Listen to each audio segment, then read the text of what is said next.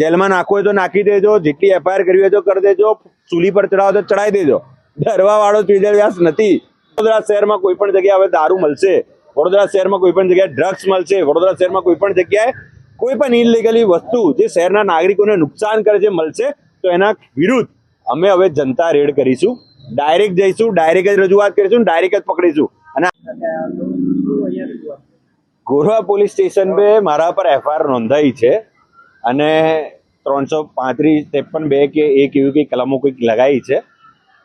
વિષય એવો છે કે કોઈ ઘટના જ બની નથી કોઈ પ્રોગ્રામ થયો નથી, કોઈની પાસે દારૂની એક બોટલ લીધી નથી, કોઈને 100 રૂપિયા આપ્યા નથી. ઘટના સ્થળ પર હું ગયો અને પ્રોગ્રામના 1 કલાક પહેલા જાતે અહીંયા મેં આવીને રૂબરૂ વડોદરા શહેરના જોઈન્ટ સીપી સાહેબ, ડીસીપી સાહેબ એ બેને હાજરીમાં સીસીટીવી કેમેરાની સામે અમે એમને કીધું છે કે આવો કોઈ પ્રોગ્રામ જ થવાનો નથી.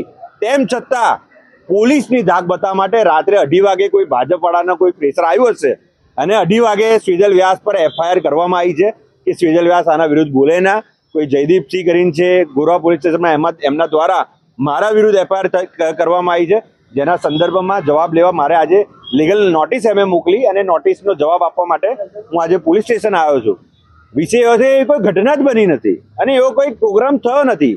તેમ છતાં જેમ કે એક્સિડન્ટ થયો નથી ને એક્સિડન્ટની એફઆઈઆર થઈ ગઈ, મર્ડર થયું નથી ને મર્ડરની એફઆઈઆર થઈ ગઈ, એવી કોઈ ઘટના બની નથી, કોઈ હેરાન નથી થયું, કોઈ પરેશાન નથી થયું. તેમ છતાં ઉપર ઉઠીને સ્વિજલને કઈ રીતે દબાવાય, સ્વિજલ કઈ રીતે કમજોર બને. ભાઈ આ સ્વિજલ વ્યાસ છે, ડરવાવાળો નથી.